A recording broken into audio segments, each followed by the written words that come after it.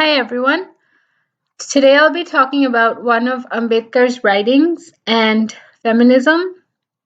So I'm going to be discussing this from a position of having taken the course contemporary political theory, experiencing Ambedkar, and this resource will be available for any UBC students that want to pursue similar courses, and this will give them an intro. This is a painting, and I'll be talking about the painter as well as a couple of facts about it. Here's another painting. So these are Madhubani style paintings.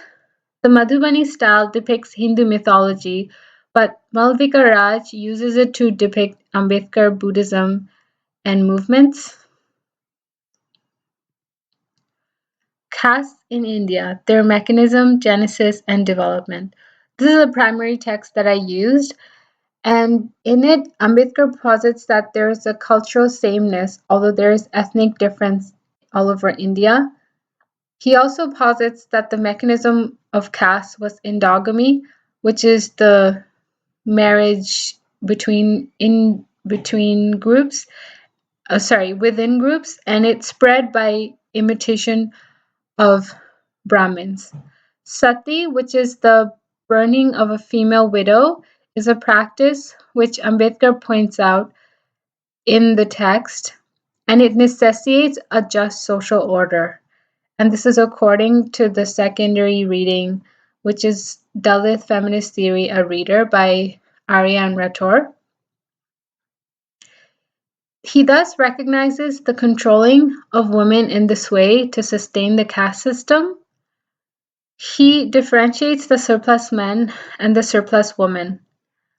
So the surplus men is a greater number of marriageable men, and the surplus woman is a greater number of marriageable women, assuming there are equal numbers of marriageable men and women. So he's pointing out the fact that surplus men can get married to a girl of marriageable age, but the surplus woman cannot. Dalit patriarchy. Dalit women's positions and works have not been recognized by Dalits themselves. This shows three things. Gender can impact such things. Dalit men actually regenerate the oppressive conditions against Dalit women, which they themselves are subjected to. And Dalit women's voices bring to the front the significance of Dalit opposition. Dalit women's voices can be impactful in making change and does not have to be seen by Dalit men as incongruous. Also, Dalit women can draw on their experiences, which are broader, and they can have a broader perspective.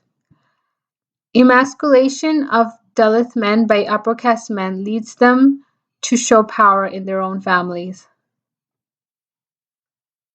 The next topic is feminism in the Indian context. Feminism in India does not have the consideration of caste and generalizes feminism.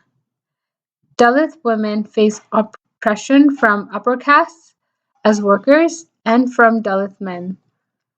Intersectionality, which is the idea that there can be an intersection of different things like race, gender, age, and things like that. So that's the idea of intersectionality.